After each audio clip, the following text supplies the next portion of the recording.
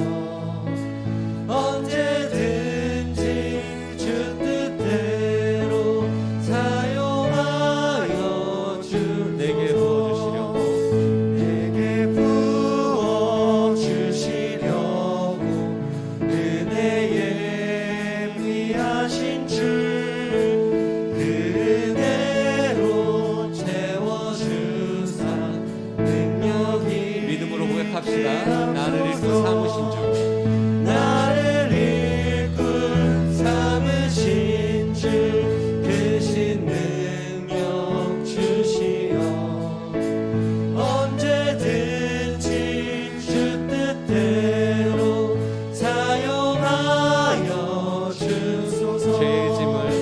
죄의 짐을 풀어주신 주의 능력 크도다. 나를 피로 사신 예수 내 맘속에 없소서. 나를 읽고 삼으신 주 크신 능력 주시어 언제든지 주 뜻대로 사용하여 주소서.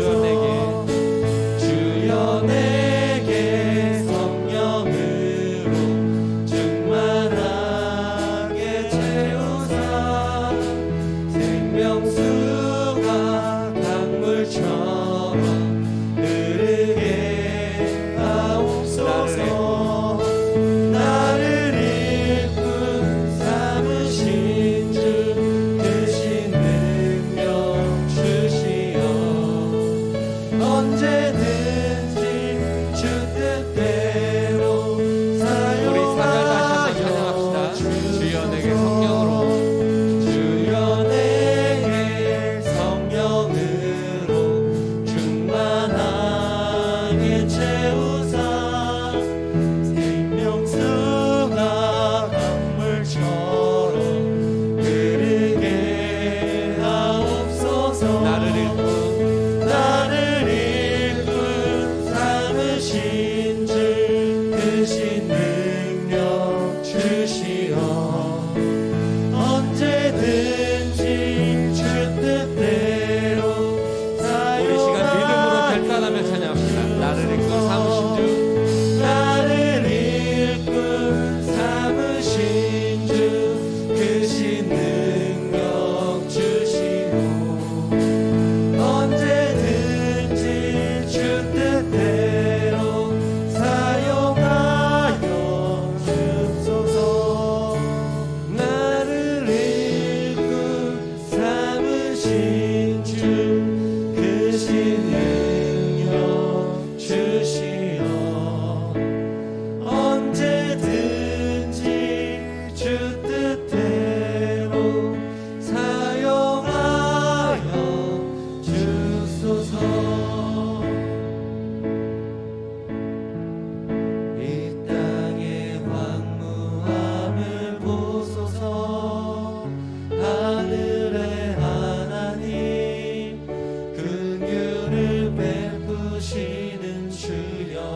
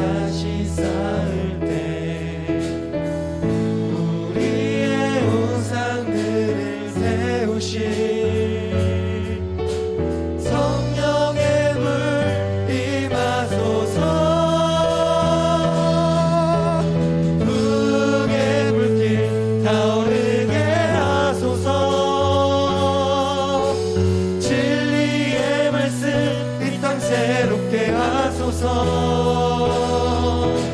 은혜의 강물 흐르게 하소서.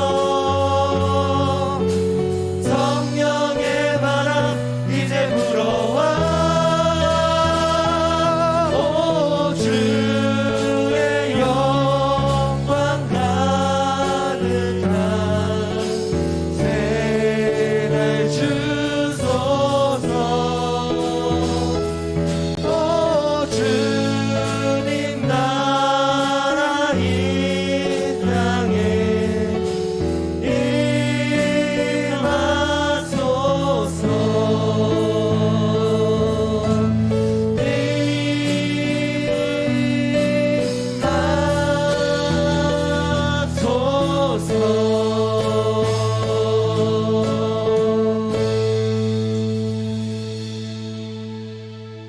할렐루야.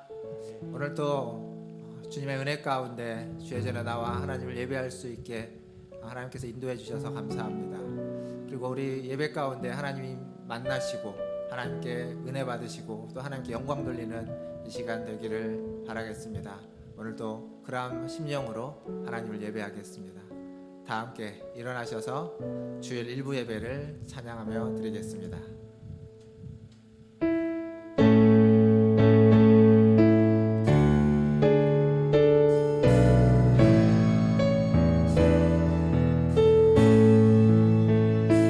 찬양하라 내 영혼아, 찬양하라 내 영혼아.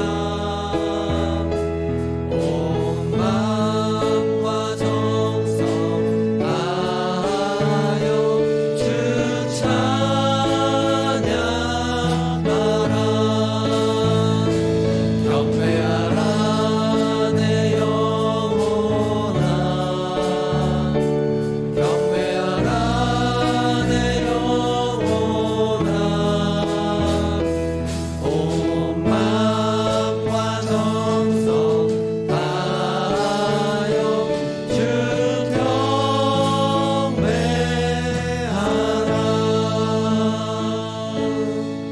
여호와는 마음이 상한 자를 가까이 하시고 충심으로 통회하는 자를 구원하시는도다. 아멘. 하나님, 오늘도 하나님께 가까이 가고자 나왔습니다. 우리의 마음이, 우리의 심령이 아버지 하나님 상하고 아프고 지쳐 있습니다. 주님 이 시간 우리를 만나 주시고 우리의 심령에 새 힘을, 새 생명을, 회복을 허락하여 주시옵소서. 우리의 예배를 받으실 하나님께 찬송과 존귀와 영광을 올려드리며 우리 구주 예수님의 이름으로 기도하옵나이다. 아멘. 다 함께 사도신경으로 신앙을 고백합니다. 전능하사 천지를 만드신 하나님 아버지를 내가 믿사오며 그 외아들 우리 주 예수 그리스도를 믿사오니 이는 성령으로 잉태하사 동정녀 마리아에게 나시고 본디오 빌라도에게 고난을 받으사 십자가에 못 박혀 죽으시고 장사한 지 사흘 만에 죽은 자 가운데서 다시 살아나시며 하늘에 오르사 전능하신 하나님 우편에 앉아 계시다가 저리로서 산자와 죽은 자를 심판하러 오시리라. 성령을 믿사오며 거룩한 공회와 성도가 서로 교통하는 것과 죄를 사하여 주시는 것과 몸이 다시 사는 것과 영원히 사는 것을 믿사옵나이다. 아멘. 다 함께 앉으셔서 찬양하시겠습니다. 찬양하신 후에 신광인 집사님 나오셔서 기도해 주시겠습니다.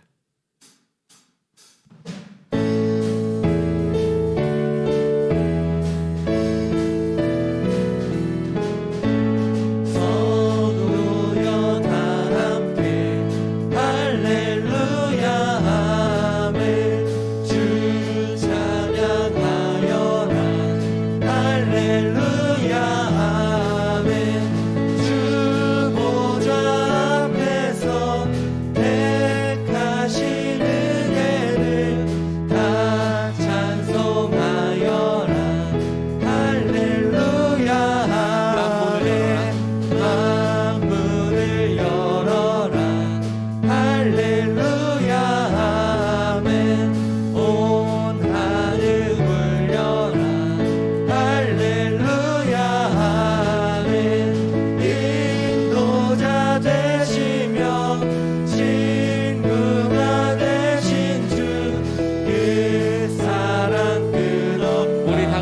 시작 목소리로 말씀하겠습니다. 만문을 열어라. 만문을 열어라 할렐루야 아멘 온 하늘 울려라 할렐루야 아멘 인도자 되시며 친구가 되신 주 그 사랑 끝없다 할렐루야 아멘 주 찬양. 주 찬양하여라 할렐루야 아멘 찬양은 끝없다 할렐루야 아멘 거룩한 집에서 주는 종기리며 늘 찬송 부르자 할렐루야 아멘 주 하나님 독생자 예수 날 위하여 오시었네 내 모든 죄 다 사하시고 죽음에서 부활하신 나의 구세주 살아계신 주 살아계신 주 나의 참된 소망 걱정 근심 전혀 없네 사랑의 주 내 갈 길 인도하리 내 모든 삶의 기쁨 늘 충만하네 주 안에서 거듭난 생명 도우시는 주의 사랑 참 기쁨과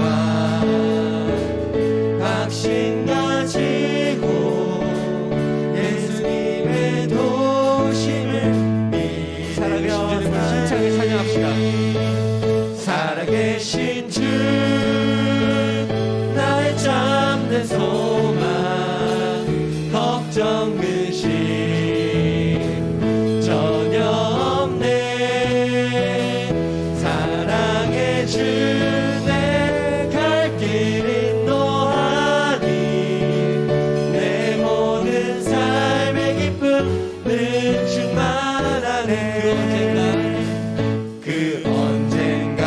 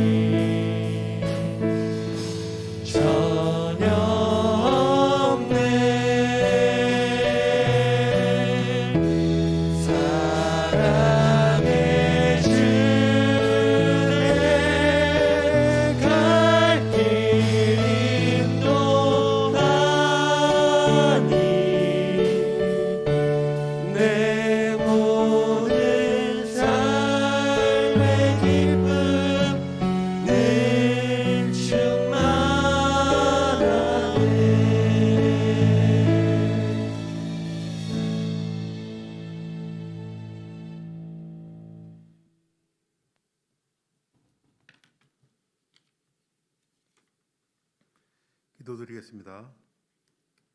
사랑과 은혜가 풍성한 하늘에 계신 하나님 아버지 감사합니다.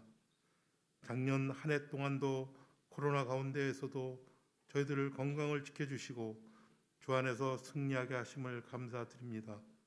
이 시간 마음과 뜻과 정성을 다하여 주일 일부 예배를 주님께 예배하게 하시니 감사합니다.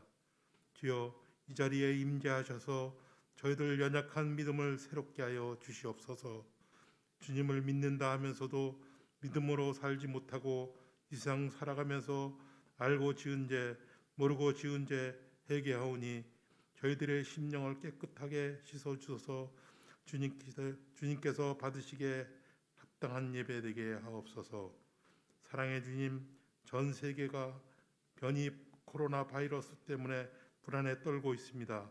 하루빨리 백신 치료제를 개발하여 병 속에 있는 환자들에게 건강을 주시고 하나님을 더 사랑할 수 있는 믿음을 허락하여 주시옵소서. 저희들에게 오직 성령 충만함으로 사랑으로 하나 되게 하시고 하나님은 우리와 함께 우리는 이웃과 함께 말씀과 기도로 세상을 변화시키는 문화촌 제일교회가 되게 주님 도와주시옵소서. 사랑의 주님, 이 시간 하나님 앞에 구하는 것들 나라를 위하여 교회를 위하여 각자의 소원을 부르짖을 때 저희들 심령 가운데 성령이 임하셔서 저희들의 소원을 다 이루어 줄 수 있도록 주님 역사하여 주시옵소서. 말씀을 전하실 목사님에게 성령 충만함을 7배나 더하여 주시고 피곤하지 않도록 하나님의 역사로 충만하게 하옵소서. 말씀을 통하여 말씀에 순종하게 하시고 변화받아서 이 세상 살아갈 때 승리하게 하시고 교회에서는 빛과 소금의 역할을 다할 수 있게 주님 도와주시옵소서. 이 시간 하나님 영광 받으시고 저희들에게는 하나님의 능력과 은혜가 충만하게 하옵소서. 예수님 이름으로 기도드립니다. 아멘.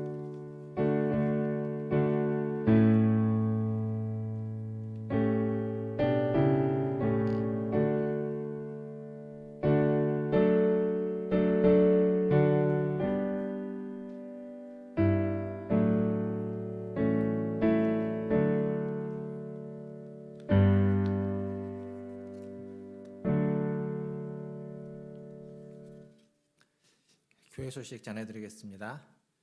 저희가 계속 예배를 드릴 수 있어서 감사합니다. 지속적으로 주일 예배를 은혜 가운데 드릴 수 있도록 기도해 주시기를 바라겠습니다. 오늘 2부 예배 후에 우리 권사의 모임 있겠습니다. 권사님들은 잘 모여주시면 감사하겠습니다. 지난주에 이제 저희가 지지난주죠. 공동회의를 했는데 또 공동회의 하면서 보고 드렸던 내용 중에 그 엘리베이터 헌금 관련된 보고가 있었습니다. 아마 기억하시겠지만 저희가 한 2년 전쯤 이제 엘리베이터가 이제 기간이 다 돼서 새로 교체를 하거나 혹은 이제 안전장치를 좀 대폭 전면적으로 교체를 해야 되는데 비용이 많이 들어가서 제가 미리 엘리베이터 헌금을 조금씩 해왔습니다. 그게 한 1,500만 원 정도가 현재 지금 모여져 있는데 저희가 안전장치 교체하는데 총 비용이 한 3,200 들어간다고 합니다. 많이 들어가죠. 근데 이게 안전의 문제고 또 그래서 저희가 한 1,500 정도 있어서 지금 현재 부족한 부분이 이 정도 됩니다. 4월 달까지 저희가 이제 계약을 했고 4월 달까지 이제 교체를 안전장치를 추가를 할 텐데 우리 성도님들이 힘드시지만 또 함께 이 일에 조금씩 좀 모으셔서 또 잘 엘리베이터 안전장치 교체 공사를 할 수 있도록 힘을 모아주시면 감사하겠습니다. 그리고 공동체 성경 통독 지난주부터 이제 마태복음으로 첫 주를 시작했고요. 또 이번 주에 이제 마가복음을 함께 통독합니다. 아마 이제 함께하기를 원하시는 분들은 그 얘기를 하시고 그동안 해오셨던 분들은 또 카톡방에 또 별도의 방을 만들어서 함께 하십니다. 지금 한 40여 분 정도가 같이 참여를 하시면서 은혜를 나누고 있는데 이제 시작입니다. 계속 많이 참여해 주시고 뭐 개인적으로 하실 분들도 저희가 통독 그 일정에 대해서는 주보에 이렇게 매주 광고를 할 겁니다. 한 주간 어디를 읽으신다라고 하니까 계속 함께 통독해 주시고 또 통독을 통해서 많은 은혜 받으시기를 바라겠습니다. 더불어서 우리 정오에 2분 정도 코로나를 극복하는 것을 위해서 또 교회를 위해서 우리 성도님들과 자신을 위해서 기도해 주시면 감사하겠습니다. 이상입니다. 하나님 말씀 보겠습니다. 오늘 우리에게 주시는 하나님 말씀은 로마서 7장 14절에서 25절까지 말씀입니다. 7장 14절에서 25절까지 말씀 저와 한 절씩 교독하도록 하겠습니다. 14절 제가 먼저 읽겠습니다. 우리가 율법은 신령한 줄 알거니와 나는 육신에 속하여 죄 아래에 팔렸도다.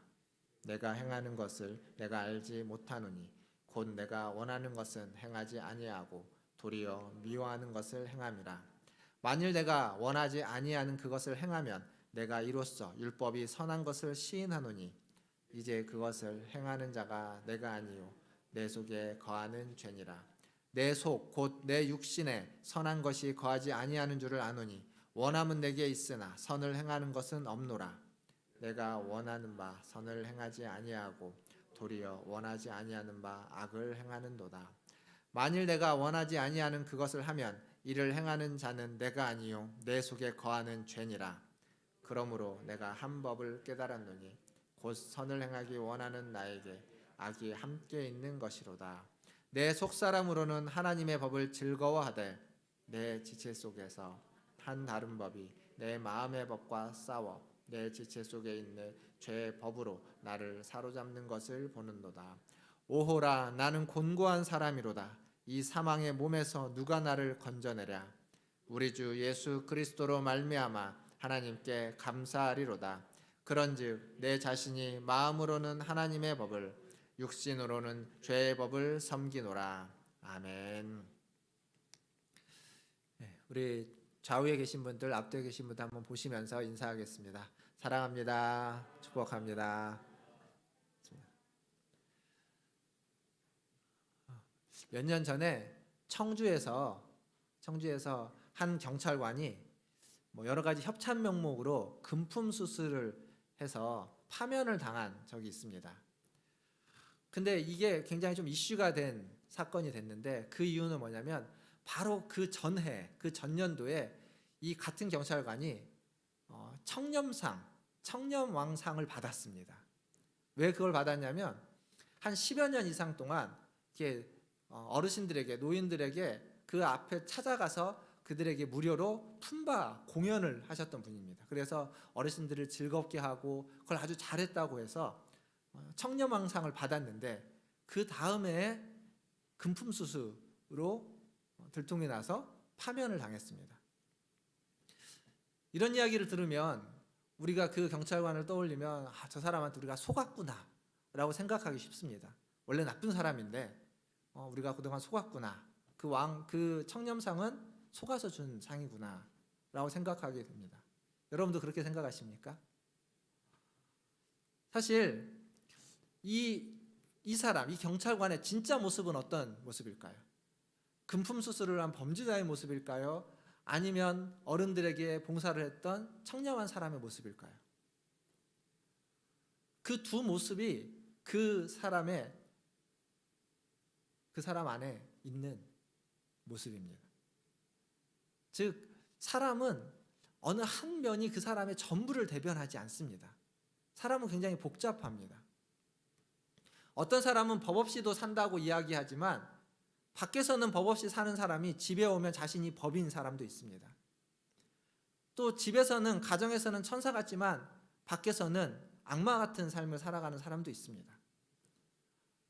교회에서는 모두가 순한 양인 것 같지만 교회 밖에서는 전혀 그러지 않은 삶을 살아갈 수도 있습니다. 사람은 이렇게 다면적이고 복잡합니다.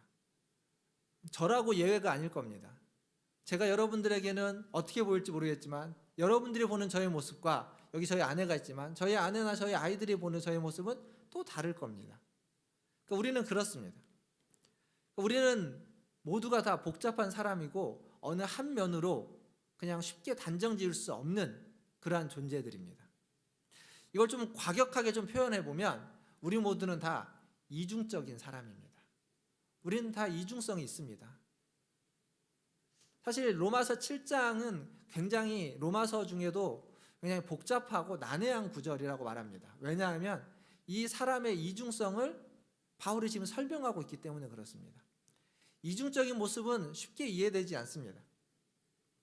율법이라는 한 법을 이야기하는데 그 법이 때로는 거룩하고 선하고 의롭다고 하면서 동시에 그 법이 죄의 도구로서 죄를 지게 하고 죄가 살아나게 하고 우리를 사망 가운데 이르게 한다라고 이중적으로 설명해주고 있습니다. 그 율법이 하나님의 법이면서 동시에 우리 안에서 죄의 법으로서 이야기하고 있습니다. 율법은 선한 걸까요? 악한 걸까요? 단정짓기가 아주 애매모호한 얘기를 지금 계속 반복해서 7장에서 하고 있습니다. 근데 이 7장을 우리가 이해하면서 한 가지 좀 기억할 걸, 특별히 오늘 말씀, 오늘 우리가 읽었던 본문을 이해할 때 한 가지 기억할 건 뭐냐면, 지난주의 본문 7장 7절에서 13절까지의 본문은 제가 지난주 설교하면서 그런 얘기를 한마디도 안 했지만 거기에 등장하고 있는 모든 동사들은 다 과거형입니다. 과거의 율법과 죄가 우리 안에서 어떻게 역사하고 어떤 관계를 맺고 있는지 다 과거형입니다. 이미 지난 겁니다. 우리에게 영향을 주고 있긴 하지만 이미 이전의 일들입니다. 그런데 오늘 이 14절부터 마지막 25절까지는 모든 동사가 다 현재형입니다. 현재형. 지금 현재 우리에게 영향을 주고 있다는 겁니다. 그러니까 현재 우리의 이야기라는 이야기입니다. 과거의 우리의 이야기가 아니라 현재 우리의 이야기. 여기에 어려움이 있고 우리의 고난과 고통이 있습니다. 복잡하지만 과거의 문제라면 율법과 죄의 관계 속에서 우리가 어떠한 존재인지 그게 과거의 문제라면 그래 과거에 그랬다라고 마침표를 찍을 수 있지만 그게 현재의 문제라면 현재 우리가 그 복잡한 관계 속에서 살아가고 있다는 겁니다. 지금도 그 율법이 나에게 역사하고 있고 지금도 그 율법이 우리 안에서 영향을 끼치고 있다는 겁니다. 그냥 어느 깃발을 하나 딱 들고 이 깃발 아래 뭉치는 사람들 똘똘 뭉쳐갖고 우리는 선이고 여기에 뭉치지 않은 다른 사람들은 다 악이다라고 쉽게 단정 지으면 좋겠는데 그렇게 할 수 없다라는 게 지금 우리가 처한 현실입니다. 단순하지 않은 거죠. 본문에서 바울은 그것을 이렇게 이야기합니다. 15절, 19절, 21절에 보면 뭐라고 이야기하냐면 내가 원하는 것은 행하지 아니하고 도리어 미워하는 것을 행함이라. 19절에서는 내가 원하는 바 선은 행하지 아니하고 도리어 원하지 아니하는 바 악을 행하는도다. 도대체 뭘 원하는 것과 행하는 것이 왜 이렇게 다를까요? 21절에 가보면 선을 행하기 원하는 나에게 악이 함께 있다. 선과 악이 함께 있습니다. 분명 이 7장의 이 사람은 선을 행하기 원하는 사람이고 선한 사람이라고 이야기할 수 있습니다. 그런데 드러나는 것은 악입니다. 선이 없는 것은 아니지만 그 선이 밖으로 나타나지 못하고 있습니다. 그럼 이 사람은 악한 사람일까요? 그 안에 분명히 선이 있는데 그 선을 행하기 원하고 있는데 그 사람을 악한 사람이라고 이야기할 수 있습니까? 이 사람은 절대 악한 사람이라고 이야기할 수도 없고 그렇다고 절대적으로 선한 사람이라고 이야기할 수도 없습니다. 그러니까 이 사람 안에는 절대 악도 절대 선도 존재하지 않습니다. 절대가 존재하지 않는 겁니다. 근데 그게 이 사람만의 이야기가 아니라 우리의 이야기라는 겁니다. 우리는 절대적인 선한 사람도 아닙니다.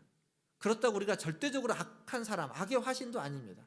우리는 때로 선하고 때로는 선합니다. 그러나 때로는 악하기도 합니다. 그게 우리의 현실입니다. 종종 정치적인 성향이 강한 사람들, 이런 사람들에게 나타나는 좀 안타까운 모습 중에 이런 게 하나가 있습니다. 야당을 지지하는 사람은 여당이 무조건 절대 악입니다. 반대로 여당을 지지하는 사람은 야당이 절대적으로 악입니다. 진보를 지지하는 사람은 보수가 절대적으로 악이고 보수를 지지하는 사람은 진보적인 사람이 절대적으로 악입니다. 그럴 수 없습니다. 그렇지 않습니다. 그게 누구가 되었던 어떠한 성향을 가지고 있고 어떤 성격이고 어떤 배경을 가지고 있던 그 사람은 절대 선일 수도 없고 절대 악일 수도 없다라는 겁니다. 어떤 그리스도인들은 한번 예수를 믿고 회개를 하면 더 이상 죄를 짓지 않는다라고 믿고 그렇게 신앙생활을 하는 분들이 있습니다. 그런데 그렇지 않습니다. 현실은 우리가 절대적으로 악을 행하지 않는 것이 아니라 여전히 우리는 악과 싸우고 있고 죄와 씨름하고 있고 넘어지고 실패하고 좌절할 때가 더 많다는 사실입니다.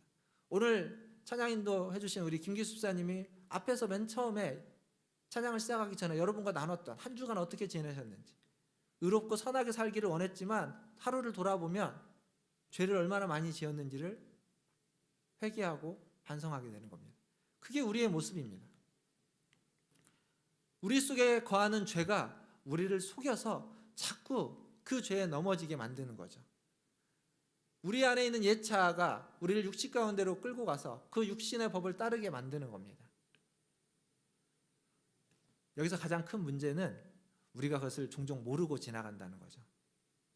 제가 예전에 고등부 사역을 할 때, 고등부 사역을 마지막으로 했을 때입니다. 그게 제가 고등부 사역 마지막 했을 때인데, 그때 그 고3 친구들이 좀 몇 명이 찾아왔습니다. 저를 주중에 찾아와서 상담할 게 있다고.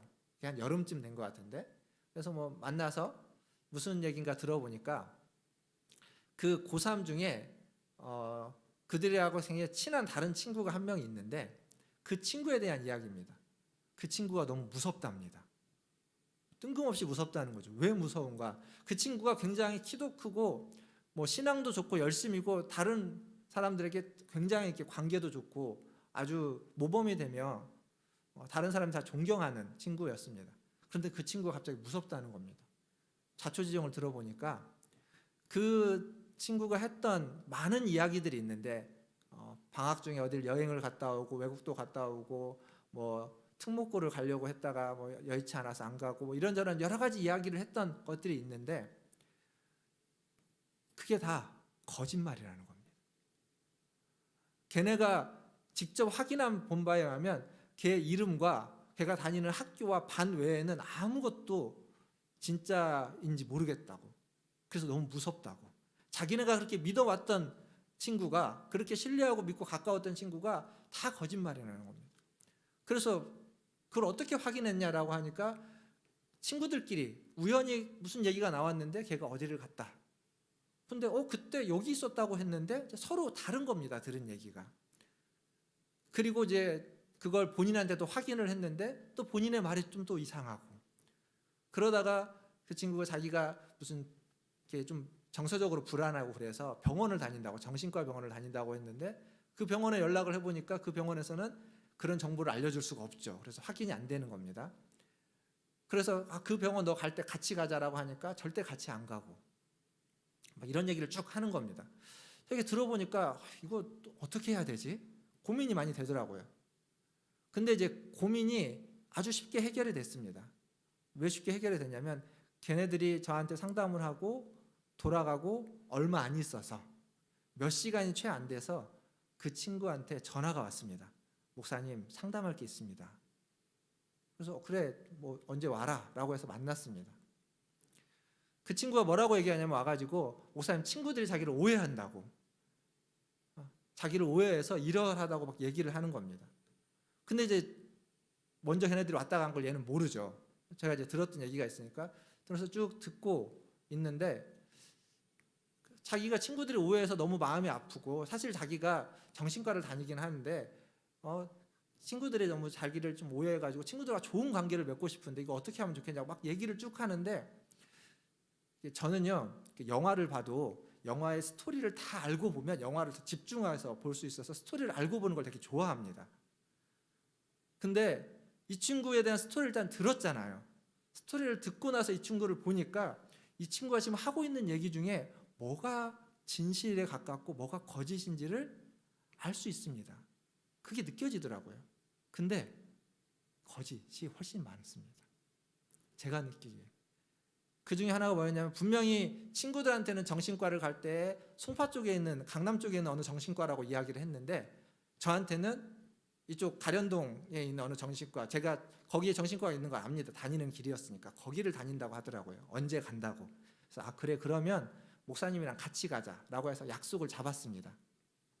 같이 갔을까요? 못 갔을까요? 네, 못 갔습니다. 약속을 바꾸죠. 중요한 건 그 친구가 지금 원하는 건 뭐였냐면, 친구들에게 계속 인정을 받고 싶고 친구들과 좋은 관계를 맺고 싶은 겁니다. 여전히 그걸 유지하고 싶어 했습니다. 그런데 드러나고 있는 건 거짓말입니다.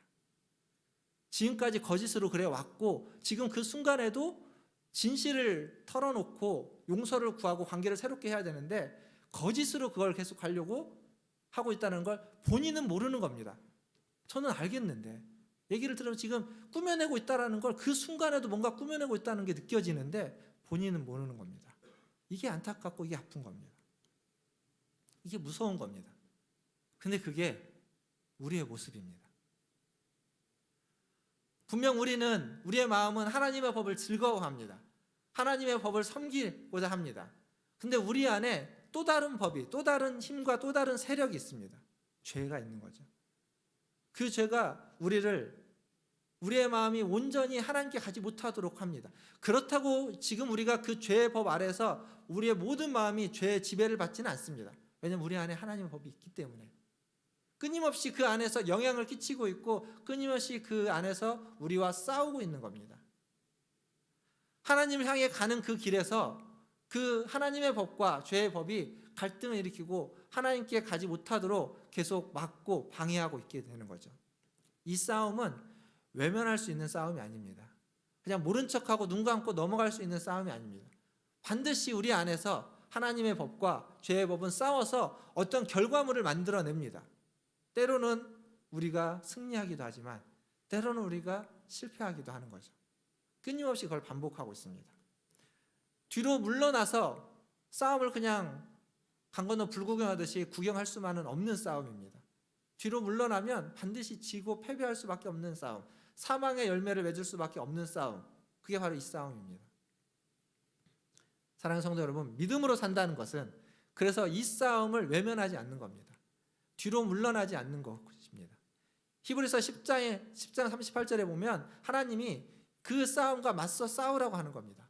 뒤로 물러나지 않고 맞서 싸우는 자를 하나님이 기뻐하신다라고 이야기하고 있습니다. 우리가 싸워야 되는 이 믿음의 싸움, 이 싸움에 물러나지 마시고 때로는 넘어지고 때로는 실패하고 패배하지만 그럼에도 불구하고 그 싸움 가운데에서 뒤로 물러나지 않고 하나님께 기쁨이 되는 저와 여러분 다 되시기를 주님의 이름으로 축원드립니다. 이런 내면적인 싸움에 대해서 바울은 자신을 이렇게 표현하죠. 24절과 25절, 오늘 우리가 읽었던 본문 24절과 25절에 보면 바울이 이렇게 자신을 이야기합니다. 오호라, 나는 곤고한 사람이로다. 나는 비참한 존재로다. 누가 이 사망의 몸에서 나를 건져내랴.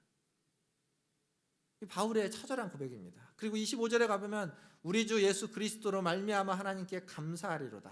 그런즉 내 자신이 마음으로는 하나님의 법을, 육신으로는 죄의 법을 섬기노라. 한 사람인데, 분명히 하나의 존재인데, 그런데 마음이 섬기는 법과 육신이 섬기는 법이 다릅니다. 마음과 육신을 우리가 구분할 수 있습니까? 구분할 수 없습니다. 그냥 우리 하나입니다. 그래서 우리 안에는 제가 맨 처음 설교를 시작하면서 이중적이라고 이야기한 게 두 개가 같이 존재하고 있는 겁니다. 이중적으로. 여러분 어떤 사람입니까? 한번 생각해보세요. 나는 어떤 사람인가? 나는 하나님을 따르는 사람인가? 아니면 나는 죄를 따르는 사람인가? 우리 안에 서로 부딪히는 욕망과 우리 마음의 욕구와 우리 육신의 욕구가 다르다는 겁니다. 그리고 그게 계속 부딪힙니다. 도대체 진짜 내 모습은 어떤 모습일까? 답은요, 이 질문에는 정답이 있습니다. 답은 정해져 있습니다. 그리고 그것을 성경은 분명히 이야기합니다, 바울이. 그리고 저도 여러 번 말씀드렸습니다. 기억하실지 모르겠지만 6장 설교할 때는 저희가 거의 이제 온라인이었죠. 영상으로 예배 드릴 때인데 6장 설교하면서 그리고 7장 첫 번째 설교할 때도 반복해서 말했습니다. 우리는 어떤 존재냐면 죄에 대하여는 죽은 자요 하나님에 대하여는 산 자라라는 것이 우리의 정체성이라고. 답은 정해져 있습니다. 우리는 하나님에 대하여는 살아있는 자입니다. 죄에 대해서는 죽은 자입니다. 이 싸움에서 우리는 어떤 존재인가? 하나님을 따르는 자인가? 죄를 따르는 자인가? 분명히 답은 정해져 있습니다. 우리는 하나님을 따르는 자입니다. 하지만 여전히 우리는 몸이 있고 육신이 있고 우리의 마음은 연약합니다. 그래서 내적인 싸움이 있고 그 싸움 가운데서 우리는 이 이중적인 우리의 모습을 보면서 탄식하고 안타까워하고 고통스러워하는 겁니다. 그게 우리의 모습입니다. 참된 자아는 하나님의 법을 사랑하고 하나님의 법을 따르기 원하지만 우리 안에 있는 육신의 연약한 자아는 그 죄는 우리를 불순종하고 하나님을 반역하게 만들어가는, 계속 우리를 그렇게 만들어가는 겁니다. 하나님의 법과 충돌시켜가는 겁니다. 부딪히게 하는 거죠. 이 로마서 7장은 지금 그 모습을 계속 말해주고 있습니다. 온전치 않은 우리의 모습, 우리의 이중성과 우리의 연약함으로 말미암아 온전하지 않는 우리의 모습을 로마서는 바울은 경고하고 있습니다. 그리고 동시에 위로하고 있습니다. 이게 왜 경고면서 위로냐면 이 로마서 7장이 말해주고 있는, 오늘 우리가 읽었던 본문이 말해주고 있는 건 뭐냐면 더 이상 죄를 짓지 않는, 죄 법 아래 있지 않는 사람은, 그런 그리스도인은 하나도 없다는 겁니다. 우리가 지금 죄에 넘어지고 우리가 지금 죄 때문에 넘어져서 죄 가운데 있어도, 그래서 우리가 하나님으로부터 버림받은 존재가 아니라 분명 그리스도인이지만 어떤 그리스도인도 이것으로부터 자유할 수 없다는 겁니다. 그게 우리에게 얼마나 위로가 되겠습니까? 남들은 다 죄를 이기는데, 남들은 다 신앙생활을 잘하는데, 남들은 다 승리하는데 나만 패배하고 나만 죄에 넘어지고 나만 맨날 이렇게 힘들면 그럼 우리는 못 삽니다. 그러나 남들도 다 힘들고 어렵다는 것만 알아도 우리에게 위로가 되는 겁니다. 지금 바울이 이야기하고 있는 게 그겁니다. 죄와 싸우는 싸움, 다른 사람은 믿음이 좋아서 절대 죄와 싸우지 않고 그 유혹에 넘어지지 않는데 맨날 나만 죄와 싸우고 있다면 그거 얼마나 힘들겠습니까? 그러나 오늘 이 본문이 말해주고 있는 건 어느 누구도 죄와 싸움에서 예외일 수 없다라는 겁니다. 그래서 그것이 우리에게 경고이면서 동시에 위로가 되는 겁니다. 죄와 싸움은 뒤로 물러날 수 있는 싸움이 아니고, 그래서 주의하고 조심하고 싸워야 된다라고 우리에게 도전하고 있으면서 동시에 넘어지고 쓰러지고 실패해도 너만 그런 것이 아니라 다 그렇다고, 그리고 다 그런 우리를 하나님은 모른 척하지 않는다고. 오라 나는 곤고한 사람이로다. 누가 이 사망의 몸에서 나를 건져내랴. 우리 주 예수 그리스도로 말미암아 하나님께 감사하리로다. 답이 있는 거죠. 지금 바울은 답을 제시하는 겁니다. 누가? 우리 주 예수 그리스도가. 어느 누구도 예외가 아니라는 겁니다. 누가복음 18장에 가면 두 사람의 기도가 나옵니다. 바리새인의 기도와 세리의 기도가 나옵니다. 바리새인은 어떻게 기도하냐면 이렇게 기도하죠. 11절과 12절에 보면 바리새인은 서서 따로 기도하여 이르되, 하나님이여, 나는 다른 사람들 곧 토색 불이 간음을 하는 자들과 같지 아니하고 이 세리와도 같지 아니함을 감사하나이다. 나는 일에 2번씩 금식하고 또 소득에 11조를 드리나이다. 바리새인의 기도입니다. 반면 세리의 기도는 이렇게 이어집니다. 세리는 멀리 서서 감히 눈을 들어 하늘을 쳐다보지도 못하고 다만 가슴을 치며 치며 이르되, 하나님이여 불쌍히 여기소서, 나는 죄인이로소이다 하였느니라. 지금 예수님이 이 두 기도를 비교하고 있습니다. 세리의 기도, 바리새인의 기도는 한 점 부끄러움이 없는 기도입니다. 반면 세리의 기도는 하늘을 눈을 들어 보지도 못할 만큼 부끄러운 기도입니다. 부끄러운 짓을 했다는 겁니다. 세리처럼 살아야 될까요? 세리처럼 살아서는 안 됩니다. 근데 이 기도에 대한 예수님의 평가는 우리가 잘 아는 것처럼 바리새인보다 세리가 더 의롭다함을 받았다라고 이야기해주고 있습니다. 세리처럼 살라는 건가요? 아닙니다. 지금 예수님이 말씀해주고 있는 건 뭐냐면 하나님이 우리를 보시는 기준이 어떠냐는 겁니다. 하나님이 어떤 기준으로 우리를 보고 있는지를 말해주고 있습니다. 죄와 싸우고 육신과 씨름하고 있는 우리의 모습. 바리새인은 분명히 상당히 괜찮은 사람이고, 바리새인의 저 기도는 어쩌면 우리의 기도이고 싶고 우리의 삶이고 싶은 내용입니다. 그런데 스스로 그렇게 생각하는 순간 주님이 이야기하는 너희는 속고 있다는 겁니다. 그렇게 스스로 생각하는 순간 바울의 표현들에게만 선줄로 생각한 즉 넘어질까 조심하라 라는 이야기죠. 하나님 앞에서 우리는 언제나 죄인입니다. 하나님 앞에서 우리는 언제나 우리의 죄로 말미암아, 우리의 연약함으로 말미암아, 우리의 부족함으로 말미암아 가슴을 치며 눈물을 흘려야만 하는 존재입니다. 그러니까 경건하면 경건할수록, 우리가 더 거룩하면 더 거룩할수록 우리는 하나님 앞에서 더 눈물을 흘릴 수밖에 없는 존재가 되는 겁니다. 왜냐하면 하나님께 가까이 가면 가까이 갈수록 우리가 이전보다는 훨씬 더 거룩해졌고, 이전보다는 훨씬 더 깨끗해졌고, 이전보다는 훨씬 더 순전해졌지만 완전히 거룩하시고 온전히 깨끗하시고 온전히 순전하신 그분 앞에서 보면 우리는 여전히 더럽고 추하고 허물이 많고 오염된 존재이기 때문입니다. 가까이 가면 갈수록 그게 더 느껴지기 때문에 내가 분명히 이전보다는 더 나아졌다 하지만 하나님 앞에서는 그것조차도 가슴을 칠 수밖에 없는 허물일 뿐입니다. 그래서 바울이 탄식하는 겁니다. 오라 나는 곤고한 사람이로다. 이게 탄식이면서 동시에 믿음의 고백입니다. 탄식이면서 동시에 경건한 자의 기도입니다. 죄인의 탄식이면서 동시에 하나님을 섬기는 의인의 고백이고 기도입니다. 사랑하는 성도 여러분, 여러분 어떤 기도를 하기를 원하십니까? 바리새인처럼 나는 다른 사람과 다르고 나는 경건하고 의롭고 헌신하고 충성되며 하나님 앞에 온전히 예배드리는 사람입니다. 그렇게 예배드리고 있습니다라는 기도를 원하십니까? 아니면 이 세리처럼 감히 고개를 들 수 없어서 고개를 숙이고 나는 흉악한 죄인입니다. 죄인 중에 괴수입니다. 라는 기도를 하기를 원하십니까? 우리의 삶은 전자여야만 합니다. 그러나 우리의 기도는 하나님 앞에서 우리의 모습은 후자여야만 할 것입니다. 죄인 중에 괴수와 같고 곤고하기 비참하기 그지없는 자이지만 동시에 하나님께 감사하며 하나님의 선하심을 추구하고 나아가는 모습, 그게 우리의 모습입니다. 그렇게 우리는 이중적인 모습으로 끊임없이 신앙생활 가운데 좌충우돌을 하면서 올랐다 내렸다 하면서 살아가는 겁니다.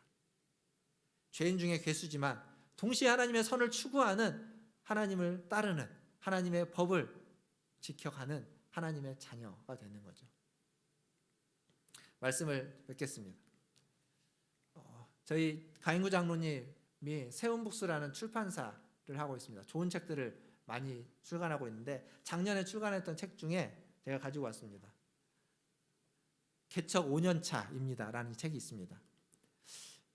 이건 작년에 나온 책인데 개척교회를 시작하면서 겪었던 일들을 그냥 고스란히 적고 있습니다.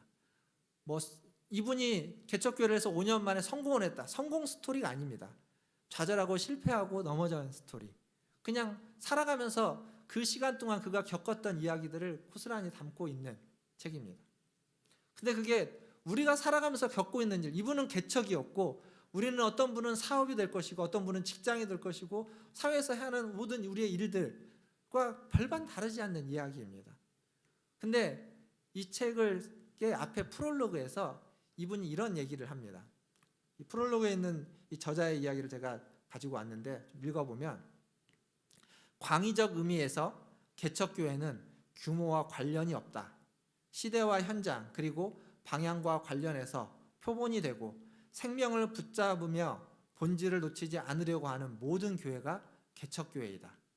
기성교회 또한 시대와 현장, 방향을 놓치지 않고 변화하고 씨름하면 개척교회인 것이다.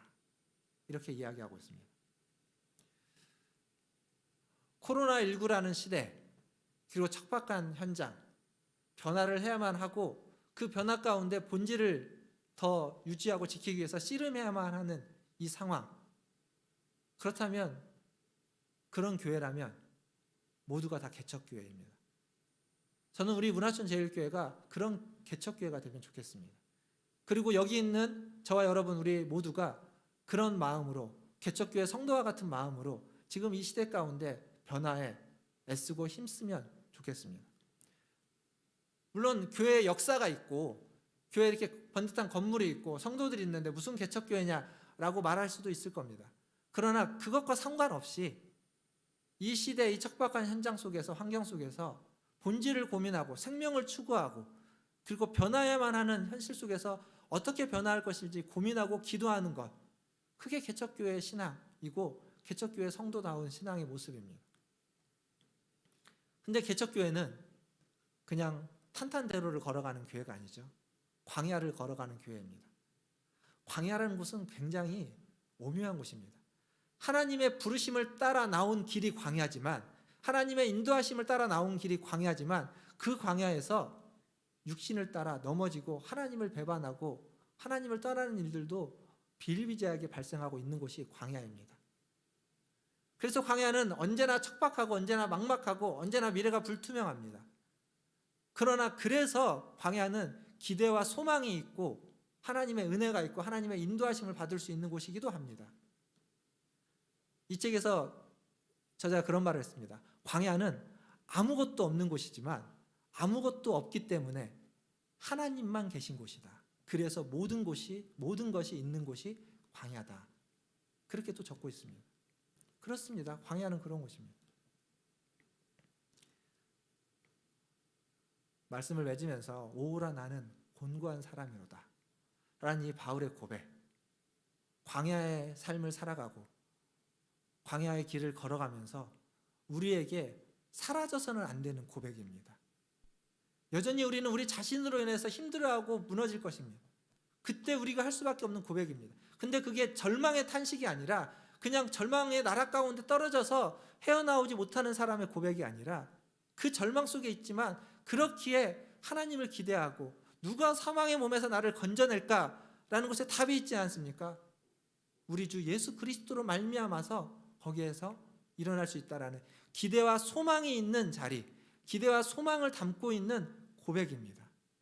저와 여러분 모두가 그러한 고백으로 그 기대와 소망 가운데 이러한 힘든 시간들을 이겨내시고 견뎌내시고 극복해내시는 하나님의 자녀들 되시기를 주님의 이름으로 축원드립니다. 기도하겠습니다. 기도하실 때 오늘 말씀을 기억하면서 기도하겠습니다. 기억하십시오. 오라 나는 공고한 사람이로다. 누가 이 사망의 몸에서 나를 건져내랴. 절망의 고백이 아니라 우리 주 예수 그리스도를 향한 구원의 기대와 소망의 고백, 믿음의 고백입니다. 오늘 또 이 고백을 하며 하나님 앞에 나아가기를 원합니다. 하나님, 내가 얼마나 연약하고 내가 얼마나 보잘것없고 얼마나 무너지는 존재인지 모릅니다. 공고한 존재입니다. 비참한 존재입니다. 그러나 그러기에 하나님을 더 기대하고 소망하고 하나님께 나아갑니다 라고 이 시간 같이 기도하는 시간을 갖겠습니다. 기도하겠습니다. 하나님, 시간 하나님 앞에 나아갑니다. 하나님, 우리가 얼마나 연약하고 하나님 우리가 얼마나 비참하고 하나님 우리가 얼마나 실수하고 얼마나 실패하고 하나님 일어났다가 또 죽고 하나님 이렇게 세워주시고 아버지 하나님 돌아서면 그것을 다 하나님 집중하고 풀어놓은 행동과 생각과 마음이 주여 우리를 살려 주시옵소서. 주여 우리를 긍휼히 여겨 주시옵소서.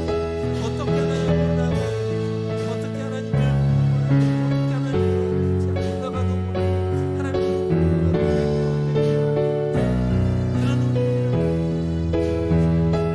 그런 우리를 불쌍히 주시는 주님 아버지 하나님, 주님 우리를 위로해 주시고 하나님 연약한 건 넘어지지만 다시 한번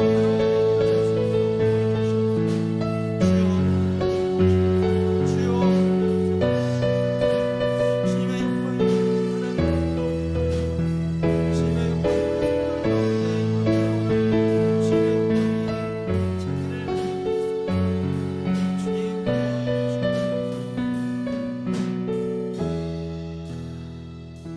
하나님, 우리는 공고한 존재입니다. 하나님, 우리는 비참한 존재입니다. 누가 우리를 건져낼 수 있겠습니까? 주님, 우리의 힘으로 하나님 매일 넘어지고 매일 쓰러지고 매일 비참해지고 매일 절망하는 하나님 그러한 불안과 걱정과 염려와 두려움 가운데서 누가 우리를 건져낼 수 있겠습니까? 주님, 주님밖에 없는 줄 압니다. 오늘도 그 주님을 의지하며 그 주님을 붙잡고 그 주님 앞에 기도합니다. 주님, 우리를 건져 주시옵소서. 우리를 붙잡아 주시옵소서. 우리의 모든 불안과 염려와 절망을 하나님 다 이겨내고 견뎌내고 극복해낼 수 있도록 우리를 단련시켜 주시고 우리를 세워주시고 또 넘어지고 또 실패하고 하나님 또 절망해도 다시 일어날 수 있도록 힘을 주시고 은혜 베풀어 주시옵소서. 이 시대, 어려운 시대 하나님 살아가고 있는 우리 모든 성도들, 어려운 상황과 환경 가운데 아버지 하나님 매일매일 넘어지고 쓰러지는 우리 성도들 다시 일으켜 세워주시고 하나님의 영광 가운데 하나님의 품 안에서 주의 영광을 비춰주시고 주의 은혜를 끼쳐주시고 새 힘과 새 생명을 허락하여 주시옵소서. 모든 것을 주님의 손에 의탁하며 우리 구주 예수님의 이름으로 감사하며 기도하옵나이다. 아멘. 이 시간 다 함께 302장 찬양하시면서 하나님께 예물 드리겠습니다.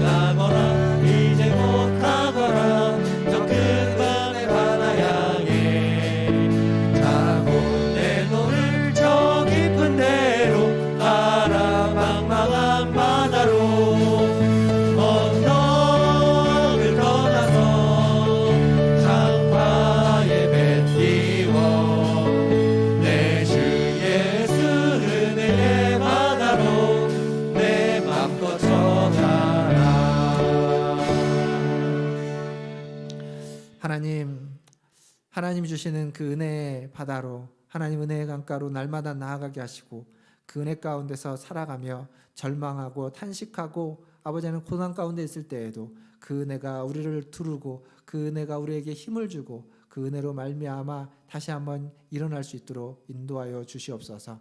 하나님 오늘도 예배 가운데 빈손으로 오지 않고 하나님 앞에 귀한 예물을 구별하여 드리게 하시니 감사합니다. 이 예물이 쓰이는 곳마다 하나님의 나라가 하나님의 뜻이 임하게 하여 주시고 하나님의 그 사랑과 아버지 하나님 하나님의 역사가 일어나게 하여 주시옵소서. 예물을 드리는 손길 위에 함께 하여 주시고 하나님 그의 삶과 인생에 절망이 있고 탄식이 있고 어려움이 있을지라도 하나님 그의 그 고백과 그 탄식이 믿음의 고백이며 기대와 소망이 담겨져 있는 탄식과 기도가 되게 하여 주셔서 더욱더 하나님 앞에 나아가고 하나님과 함께하며 하나님을 붙잡고 이겨내며 살아갈 수 있는 인생길 되게 하여 주시옵소서. 모든 것을 주의 손에 의탁하며 지금은 우리를 죄에서 구원하여 주신 우리 구주 예수 그리스도의 은혜와 아버지 하나님의 크고 무한하신 사랑하심과 성령 하나님의 위로교통 충만케 하심이 오늘 주의 전에 나와 주님을 예배하며 오라 나는 곤고한 사람이로다 누가 이 사망의 몸에서 나를 건져내랴 라는 믿음의 고백, 절망과 탄식이 아닌 기대와 소망의 고백을 하는 우리 문화준재일교회 모든 성도들 위해와 그들의 자녀손들과 가정과 직장과 일터 위에 또 주의 복음을 들고 사역하는 선교사님들과 사역자들 위해 코로나를 퇴치하기 위해서 애쓰는 모든 보건당국과 의료진들과 연구진들 위해 이제로부터 영원토록 함께 있을지어다. 아멘.